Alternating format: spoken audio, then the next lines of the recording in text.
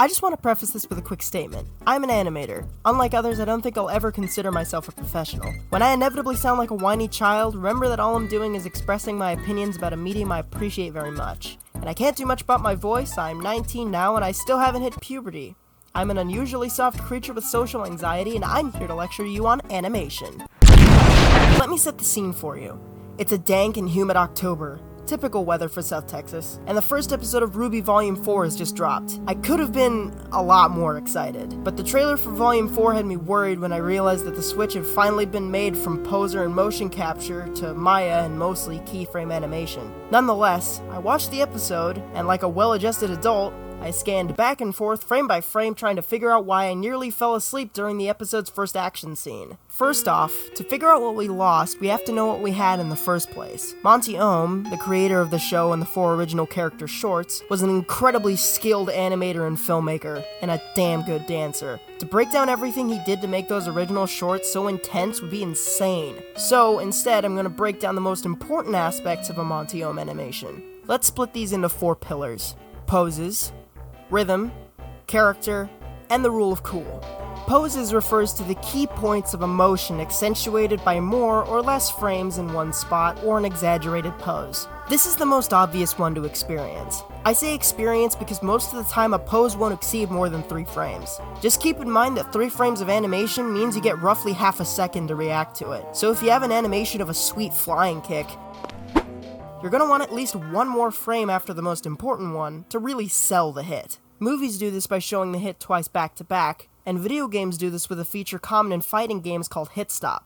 Remember when I said Monty was a good dancer? I wasn't just paying a passive compliment. The difference between a fight choreographed with a rhythm and one without is the difference between an entertaining action scene and a random street brawl. When you animate to a rhythm, the viewer doesn't have to think about the speed of the scene, the context of the scene, and the action of the scene all at once. The rhythm is predictable so that the rest of the scene can remain otherwise unpredictable. In a way, the least important thing about that 1 second was the animation, and the real focus was the rhythm all along. Character in a Monty Oum animation is like a character's moveset in a video game. Each character has their weakness, strength, special move, and fighting style. It doesn't take a lot to see these examples in his work as long as you're looking for them. Most of his characters start from a simple base: the one with the gun, the one with the long legs, the one with the sword, and the one that prefers their fists. Mix and match and you get exciting combinations like the one that prefers their gun fists, and the one that prefers their gun legs. Knife gun.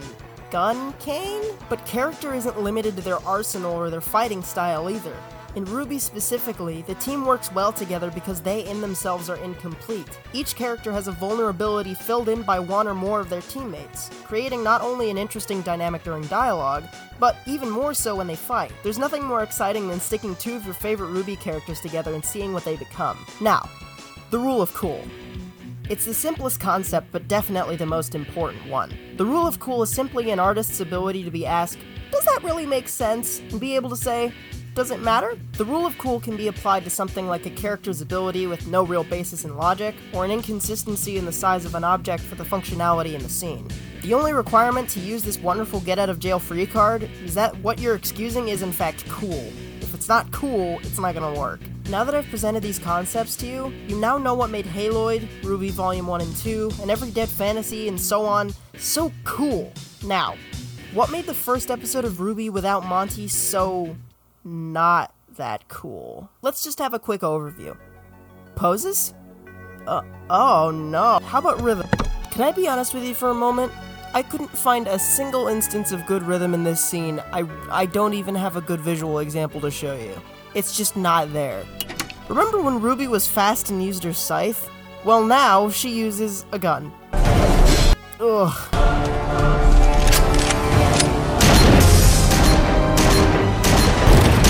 And she uses her gun. And she teleports.